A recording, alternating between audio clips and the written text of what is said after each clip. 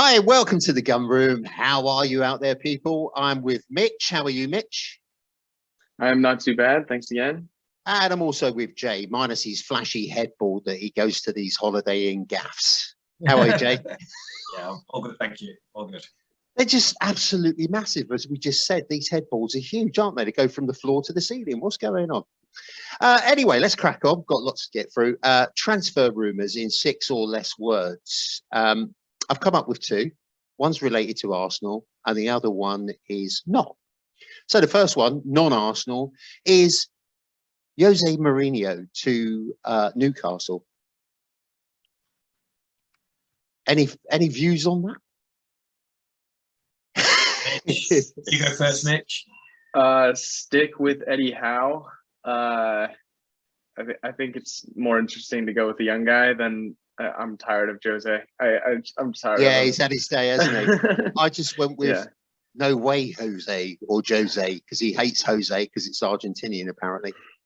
He's been in decline for years, hasn't he? You know, he's like, I suppose the only thing, if he did end up going to Newcastle, I think they'd be worse off, wouldn't they? So from a direct rival point of view, I suppose he's faded, isn't he now? Like, I can't see him working in the Premier League again. What about the second one? It is Arsenal related. James Ward-Prowse. Oh, class player. Yeah, great player. Great player. 2 words. Yeah, Mitch? like him. I'd have to see more. Oh, it's class. Free kicks. Free kicks. No, his name's not Seymour. It's James I Prowse. know he's got the free kicks. Yeah, he's a solid player. I rate him. He'd be an asset to most teams. I've just put, I'm not sure. I mean, I've seen the free kicks and I've seen odd games where he's sparkled, but just not really sure. 28.8 million, by the way, on transfermarket.com. Right, first up, Wolves game. What did you make of it, Mitch? We'll talk about the goals a bit later, but what did you make of it? That was a we want top 4 now performance. Wolves are a underrated rival right now in terms of teams that are going for top 4. They have the best defensive record in the Premier League, especially when they go up a goal. When we went 1-0 down, there was a good chance that we weren't going to score again because not a lot of teams have. No one has in like years since. If Wolves takes a lead, they keep that lead. And it was a hell of a performance to win that match. And that was a top 4 performance. That is a gutsy performance by the team. That is showing that we want this. We're a young team. We're gunning for this. Jay, were you satisfied with the performance overall? Yeah, I mean, Mitch summed it up perfectly. That was a great performance. The first half, like, started well, first couple of minutes, but then Wolves showed their quality and they looked dangerous, didn't they? You know, it wasn't just they were creating chances. It wasn't just down to our mistake that they scored. They were creating a lot and they were looking dangerous. You know, Pedence is one of those. I rate him. He's a quality player, but he finds those pockets, doesn't he? And he's technically so good. And he was causing us a few problems in the space in between the defence and midfield. And I feared the worst when Jimenez went through on goal and he flashed that shot wide because we weren't playing great at that point. But it was down to Wolves really, really stepping on the gas. And yeah, like Mitch said, it really showed character and it showed a real will to go and grab that 4th place. But I mean, come on, brilliant at the end, right? You know, when that shot went in, you know, like, what great scenes. And I mean, like I said, he didn't have the best of nights, did he? You know, his passing wasn't great. You know, he was trying, bless him, he was doing his best. But I mean, I know I suppose his shot wasn't really even going in, was it? But what great scenes at the end. And there hasn't been many of them, has there, recently? We haven't seen too many of those brilliant late sort of scenes where, you know, we're all screaming our heads off. And it's just brilliant. That's what football's all about, isn't it? It's a wonder I didn't get a knock on the door from the neighbours saying, "Yeah, keep the noise down. Come on." Yeah. I tell you what, I did like about Lacazette. I like that bit where he was tackling, he was like tracking back down the left-hand side near the corner flag, and it all got a little bit nippy. And there he was tackling and tapping at the heels, and he got the decision type of thing, and he G'd the crowd on. Come on, come on! Yeah. I love all that, and it's that sort of Frenchman, isn't it? That the old Frenchman comes out with that fiery sort of attitude. Lads, it was a gritty performance for Arsenal. Had to be patient. It was against the Wolves side that once they got that goal, he annoyed me a little bit. I've got to be honest. They sat back. But let's get to the Gabriel mistake. Jay, talk us through that mistake. Yeah, the ball was out on the touchline, and I'm not sure whether Ramsdale gave him a call. He probably did. And he didn't really check where Ramsdale was, and he just rolled the ball back. And Huang, the Wolves left winger, he sort of nipped in and took the goal brilliantly, didn't he? He's a really tidy player. Just nipped around Ramsdale and rolled it into the empty net. Good goal. The angle was tight, wasn't it? It was tight. Yeah, he did well. But I mean, it was just. Gabriel's been so good this season. It was sort of out of character, really. He just a mistake, but he didn't let it bother him, did he? Because he still had a pretty good game. So it was good to see, Ramsdale not shouting and screaming at anyone. He didn't really even react, did he? And that shows the character of Ramsdale. So it was an unfortunate goal. I mean, you got to take your hat off to the Wolves lad. He took it really well. He had a lot to do. So. Those things. The interesting thing was it was down Cedric's side, wasn't it? Down the right-hand side, and Gabriel kind of got caught up with Ben White, and they did this crossover thing. Mitch, do you think that White did enough to cut down that angle? Because I've looked at it a couple of times. I thought if he had just gone through a bit further forward, we might have cut that down. It's all spilt milk at the moment, but do you think he did enough?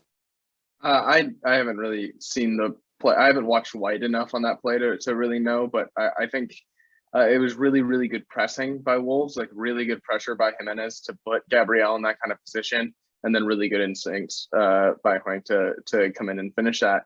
I mean, like it was a mistake. It wasn't a good mistake, but we've come a long way from those kind of mistakes immediately having our heads down. Like we're past the days of Mustafi making a mistake and then Leno getting on him and Mustafi trying to blame someone else and everyone's blaming each other. Instead, it was immediately Ramsdale got the ball in the net, like got Gabriel going back up the pitch again. It's like, all right, let's do this. And then the atmosphere of the stadium, the entire match wasn't deterred at all. Like the fans were chanting minutes after the goal.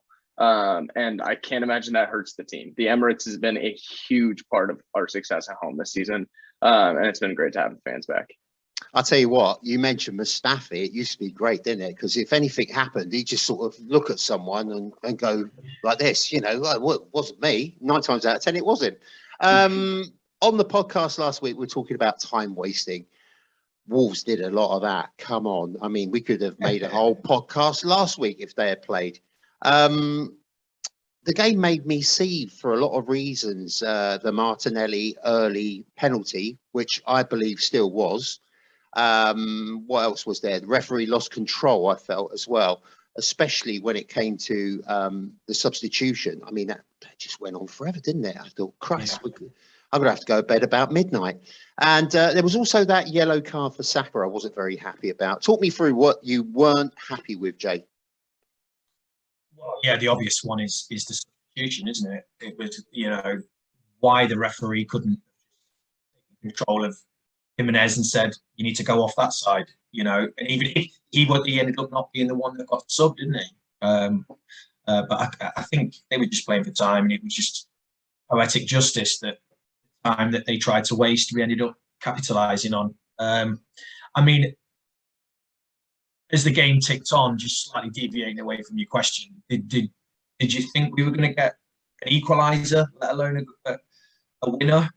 I felt there was an equaliser for us. I felt we, because in the second half we started cranking through the gears.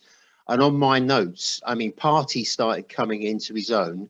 I think he really started showing himself in the last 15 minutes. But Odegaard in the second half started to look more of a presence. He was demanding the ball. I know we go on about him a lot, but there's a lot to appreciate, isn't there, with Odegaard? Just he seems to make time. It's really quite a head scratcher because he's in a tight spot. He's got two opposition round him, and it's like a kickabout. It's like training, and he just like flicks the ball over someone's head. It's quite a curious thing. I didn't see. Obviously, you wanted to see a goal at the end to wrap it up, but I did feel that we would get an equaliser at some point, just purely through pressure. Mitch, what was your thoughts on this? The world record substitution, 6 hours, 5 minutes and 10 seconds. Yeah, I mean, like, it was clearly just a mistake by Bruno Lage. They didn't mean to sub off Jimenez. There was a lot of confusion, and I want to give him the benefit of the doubt. I mean, that would be a really dirty, time-wasting tactic, and it'd be really funny if they were trying that and it blew up in their face like the way it did. I don't blame Wolves at all for wasting time. Time wasting is a part of the game at this current moment that the state is in. Therefore, if you're a team like Wolves that's really good defending once you score, yeah, time waste. Get to 90 minutes as fast as possible. That sounds like a good strategy for you to win. It didn't work out for him in that match. It's worked out for him every single other one they've won like that. So I don't have an issue necessarily with their time wasting. I get it. It was more annoying to like see like Brentford a couple weeks ago where they were time wasting at 0-0, and it's like, what are you doing? Like, you're not even gonna like try to win. And so I totally understand why teams time waste. It makes sense. They got their goal. They want to keep that goal. And then referee decisions are just getting out of hand at this point. It's getting exhausting. I don't know if there's much to say other than there was some bad decisions. The Martinelli thing was a penalty. There's not much else to say. I don't know. It was like a shoulder charge, wasn't it? It was like, bang, I don't know what we have to do for VAR to rule in our favor, but it does not happen very often. So do you remember a few weeks? It was a few months back when I think it was Liverpool played Chelsea, and within the first sort of 30 seconds there was an elbow, Aspilicueta in the first few seconds of the game, and the referee didn't send whoever, I can't remember the person who laid the elbow onto Aspilicueta's cheek, but he said the reason he wasn't sent off was because it was the very first few moments of the game. And I think the same applies to the Martinelli foul. You know, if it was 10 minutes later, I think it gets given or at least gets looked at. But, you know, because it was so early on in the game, I just think that rule applies. It's a bullshit rule, but that's ridiculous. And like, it basically gives you free reign to do whatever you want within the first couple of minutes because it's not going to matter, apparently. Like, it's very odd. For the referee not even to look at it. So that says to me that the referee has seen everything that he needed to see, and he didn't have to use VAR or the screen. I think the VAR ref checked it, but clearly didn't think it was enough to show him on the monitor, and I very much disagree. That was a penalty. I mean, the Wolves, was it Semedo? Was it on the right? What's that? Tornado? Was it? I think it was Semedo, wasn't it? Where he sort of stepped across Martinelli, didn't he? So he didn't even about the wrong side of him. Yeah, it's interesting that Mike Riley's come out apologising to I think it was Chelsea to Everton. But, Everton, yeah. Mike Riley apologising to club officials. Mistakes are all very well, according to Henry Winter. But he said it's not about investment in technology. It's about investment in referees and developing their skills, which you totally agree with. And what a different time we live in these days when Sir Alex Ferguson told 3 players to bully Arsenal, Jose Antonio Reyes, when the 2 teams met in 2004. I don't know whether you can cast your mind back, Jay, for that one. Oh, yeah. You were probably too young, Mitch. You probably. I was 3. You were 3. 3. Goodness sake. Oh my God. I feel 3. old all of a sudden. Do you? I mean, just before you carry on. Reyes at that time was unplayable, wasn't it? Yeah, he was. He was unbelievable. He was without question the best player in the league. running games, so dangerous, playing in a brilliant side, obviously. And Man United they kicked him to shit, didn't they, Tom? Yeah. And they were told to do it.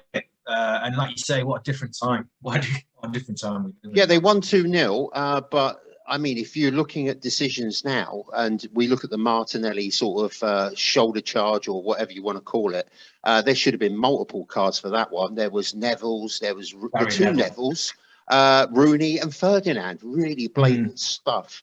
Let's get on to the goal, shall we?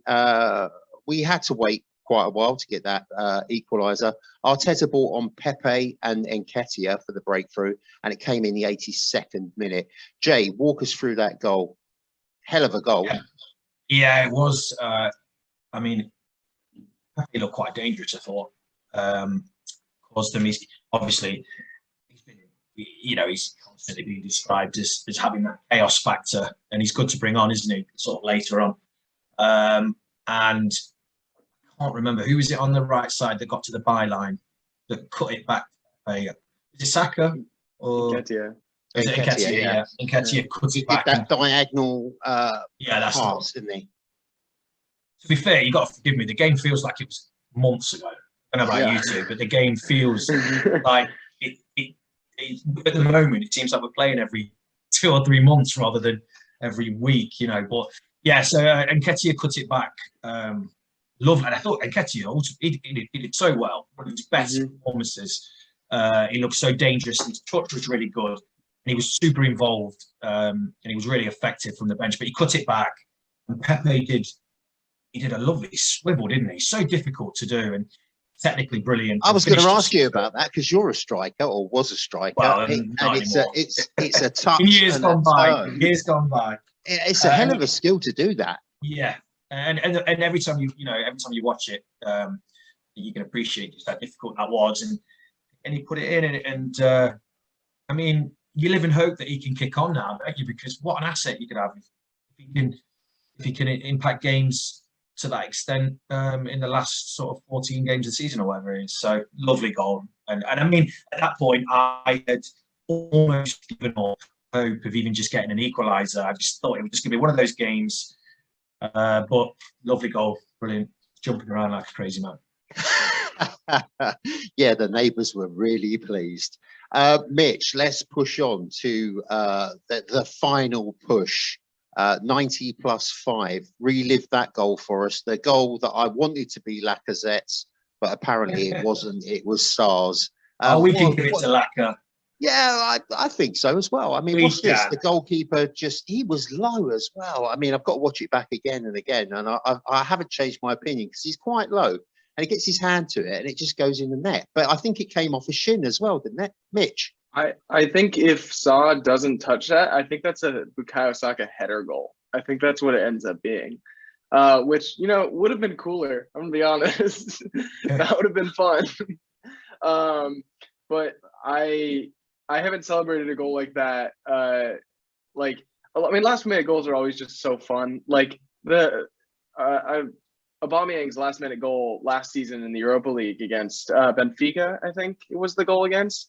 I was screaming my head off when that goal happened. Last minute goals are just fun. I don't like the time waiting for those goals, but last minute goals are fun.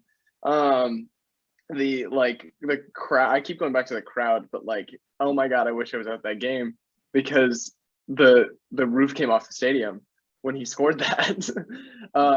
It was just a really well done play. I think Odegaard had just a really nice ball over the top to start the movement as he does. I think he won man of the match, totally deserved to. The short fuse refers to him as the straw that stirs the drink in Arsenal's attack, and I could not agree more. I like that. I don't know how a player who got 0 GA through the entire month of February is hands down Arsenal's player of the month. He's gonna win Arsenal player of the month. He was our best player the entire month. Did not get a single goal or assist as a attacking player. He's phenomenal. The stuff he does without those easy stats like goals and assists is just goes so underrated. I would say the same with Thomas Partey, who also had a fantastic match. And so, yeah, Martin Odegaard made it happen. Great goal by Lacazette or Jose Sa.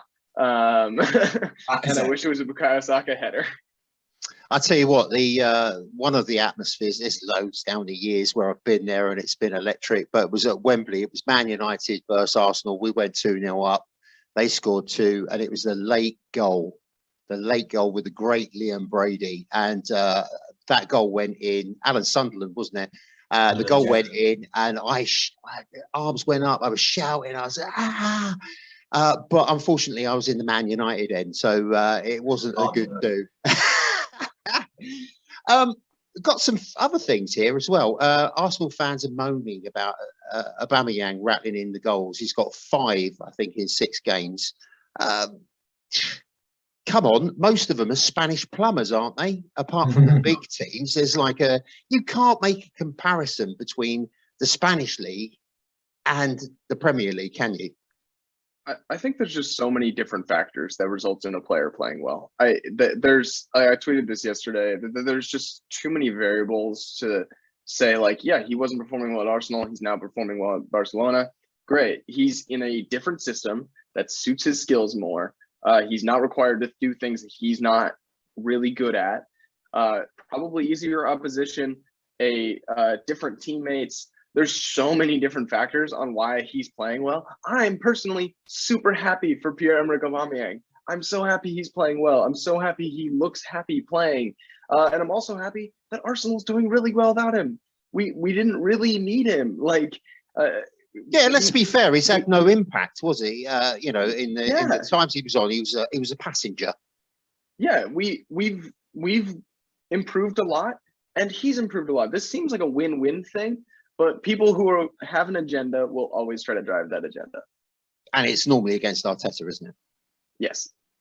Right. Stu from Southampton, he's obviously a Wolves fan. He's done this piece that I picked up, and it's Arsenal and their fans are the shithousery kings. Can you believe it? Arsenal put in the biggest performance, he says, of dark arts we've seen this season. Time wasting from the first half, a ridiculous amount of sneaky kicks, diving, feigning injuries, shoves off the ball. Lacazette particularly lucky to avoid yellows for fouls on Sarr. Diving from Ben White, refusal to put the ball out when Semedo had a hamstring injury. Arsenal supporters highlighted by criticising our time wasting and saying we have a Wigan mentality. We have. And the final bit, no one's mentioned White's clear dive, which stopped a 2v1 opportunity for Wolves at 1-0. What do you make of Stu from Southampton, Jay? Put him in his place. He's a bit salty, isn't he? Bless him. He's a bit salty. There was, it was White, wasn't it, that clipped? Was it Jimenez's ankles when they were breaking? You see, that was quite enjoyed that. White gave away the ball.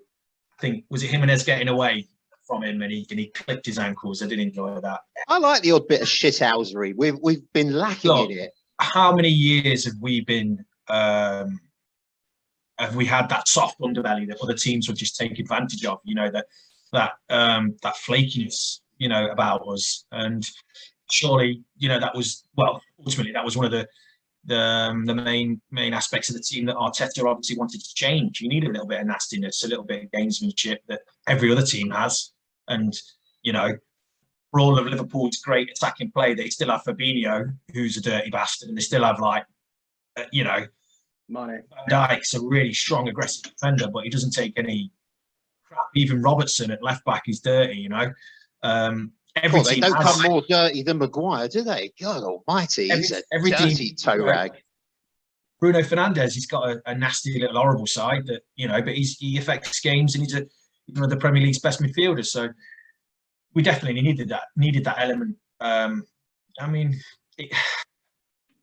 it's just for so long we've been crying out for just a little bit of I wouldn't say nasty, just a little bit cleverer and a little bit cuter in certain situations where you need that little bit just to get over the line and get results like the other night against Wolves. You know, years gone by, we may not have won that game or even scored an equaliser because we they crumbled under pressure in the first half. You don't know, right? So I just think the team's a lot more solid these days, but not just technically, like mentally. I think they're growing into like a cohesive unit with each passing game, and that comes from performances like against Wolves. So yeah, I mean, there's always saltiness after you score a last winner, isn't there? Yeah, There's always Stu.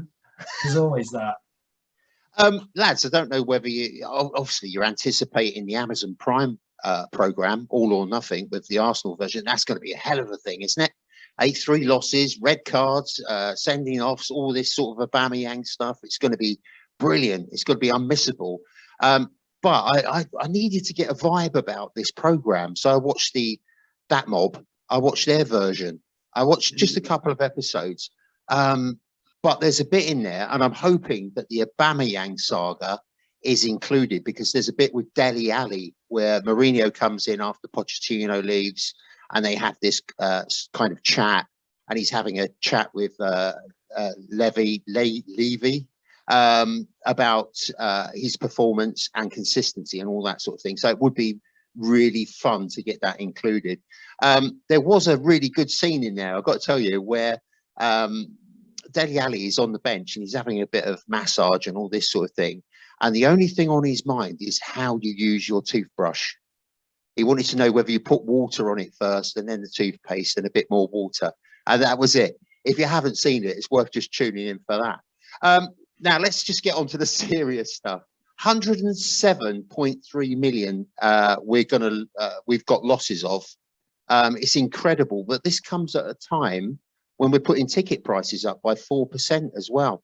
It hasn't gone down well. And as football fans, many people have had their say on it, but it just leaves a nasty taste, doesn't it? After COVID and all this sort of thing. And also in that, when you digest it, they're talking about ground improvements as well. Is this the right way? Is it another own goal for the Cronkies, Mitch? The losses don't really bother me. Like, we obviously lost a lot of money. The whole all of that was for 2021, so it was no fans most of the time. So lost a huge chunk of income. That was when we still had very high wage earners on the books, like Mesut Ozil and Pierre-Emerick Aubameyang. And so it makes sense we lost a lot of money. It also makes sense that we want to gain back that money. I don't know if a 4% increase on tickets is really going to move the needle all that much. However, it was very smart. It generates an extra 3.8 million for the 22-23 season, according to AST. That's not nothing. That's not nothing to scoff at. And I think there's a good chance that money will be reinvested into the stadium renovations, which is good. That's a good thing to have. It was smart of the team to announce these changes in a run of very good form, because in the same way when we release training kits during runs of bad form, it's good to have us be happy and then hit us with some bad news. Fans are right to be a little annoyed when prices go up, but also the club totally is in its rights to do that with the financial difficulties of the pandemic. The Cronkies, I've completely changed my tune on the Cronkies, I have to say. After watching Josh talk about Arsenal in this interview he did, it was like this very long interview, and he talked about Arsenal for like a 15-minute portion of it. He genuinely wants the club to succeed. He genuinely wants to understand the fan base and how he and the Cronky Sports Entertainment, the whole group, can make Arsenal better. He brought up the Invincibles, and he's like, we want to be back to that point. He clearly, this isn't just a money laundering scheme for the Cronkies. This isn't just like them like, oh, another sports team to buy. Yeah, we'll throw some money at it. Like they clearly have a plan. I think sticking with Mikel Arteta, and now we're seeing the fruit of that, is showing that plan. And I don't think that you can really get on them for raising ticket prices a little bit. especially Well, when you just look to at put it in perspective, Mitch, it's the first Mhm. rise since 2014. And it's the So first that's not pandemic too bad. since a long time ago. So it's the first time fans without stadium or stadium without fans ever since they own the club. So it's been a tough year for the team. It makes sense they want to make back a little bit of money. Fans also, in their own right, have a right to be annoyed. I think this is just the reality of it. Like, I don't think that there's that much room for either side to. I think both sides make sense. Like, It's on the slide scale as well. Apparently, if we qualify for the Champions League, it goes, Europa League. It'll go like that. Jay, what's your thoughts on it? I mean, I understand it, but the timing is a bit insensitive when you're talking about refurbing the stadium. You've got, you've got his mob back in the States doing really well, and it's kind of like an envy thing, isn't it? Because the fans have perceived that the Cronkies haven't put their back into Arsenal. Although I've got to say, they have spent money. They have spent money. Yeah, I think it's. I've got a slightly different view to Mitch. I think opportunity missed by the Cronkies to really play the right card. I think at a time where like the fan base, the country in general, is going to be hit by pretty steep energy costs, utilities, and food's expensive, and all of that. I'm not sure whether it was the right time to hit match-going fans. The stadium, outside the stadium, we've all been there, we've all seen it. It's been pretty run down for a while now. It's badly needed a lick of paint, to say the least. So I'm glad that's going ahead. Come on, Jay, it's not as bad as Old Trafford. Oh God, no, definitely not. But it's needed. It needs a bit of TLC. So that's good, no doubt about that. I just think, hit match going fans. Right now I don't think it's the best to make, and I think they could have not raised ticket prices. And obviously this loss would have been announced, and obviously Mitch, you've expressed your view on the Cronkies. I think there's still a lot of people that are, maybe not even undecided, who still aren't very pro Cronky. They could have not raised the ticket prices, and a lot of You might need to give your internet a slap, Jay. You're fading in and out a little bit, but we'll get the gist of it.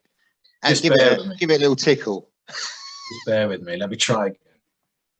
That sounds better already. Oh, where's he gone? We've lost him. He's just frozen entirely. I shouldn't have said anything, should I? yeah. But yeah, I get the point. There are things that the Cronkies have got. They've got to. It's a business at the end of the day, isn't it? You've got to get all your sponsorship in and balance the books. And Arsenal have been pretty good at that, especially under Wenger over the years. And if we want what they call the sustainable model. Oh, me flag's gone. Look, hey, it's all happening here. He's frozen. The flag's gone. Anything could happen. We're off the rails. You have to make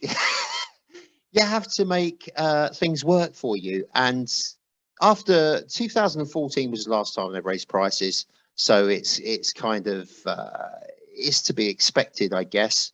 But what do you really believe Josh Kroenke when he says all these things? Because sometimes I tend to think he's a bit disconnected from the fan base. Yeah, I think he's making a real effort to not be. In that interview, he talked about the Super League, and he talked about how it was a real disconnect on how they perceived the club and how fans perceived the club. He's clearly is trying to show an effort to understand the fans and understand the direction that they want to go. And also regarding the Super League, he mentioned that they were kind of in a tough spot. You stay there. Keep talking, Mitch. I'm going to put the flag up. Go on. Sure. like it was either envisioning a Super League with Arsenal or without Arsenal. And from that perspective, I totally understand. They would, it would either be, we would get made fun of if we weren't in it, just as we were made fun of because we were. So it was kind of a tough situation for that to be in. But from what I can tell, Josh seriously seems to be very hands-on with how the direction of the club that wants to be run. Granted, he's working with not only Arsenal, but with the Nuggets, with the Avalanche, with the Rams. And we're seeing the direction, if you just look at those franchises. The Cronkies aren't just buying these just to buy sports teams. The Nuggets have been really good for the last couple of years. The Avalanche are one of the best teams in hockey. The Rams just won the Super Bowl. They have the same plan for Arsenal. They have no incentives to have us not do anything. Since they've gotten full control of the club, they have invested. There's that famous quote that gets tossed around every once in a while of Stan Kroenke saying, "I didn't buy Arsenal, win trophies." That was before he had full control of the club. From what I've seen from him, from Josh, the Kroenkes have all of the good intentions in mind when it comes to Arsenal. So I'm not too worried about it. Well, I think we start from here, don't we? The summer was an indication of a new direction. You've got Edu in place, you've got Arteta, and as you've said on the podcast before, they are learning on the job. They've brought these new players in. Obviously, we're going to do something big in the summer as well. I would like to think, I'm sure we are, by a striker, possibly two, midfielder. Yeah, I think it's going that way where we should actually just wait and see rather than sort of jumping up, banging a drum.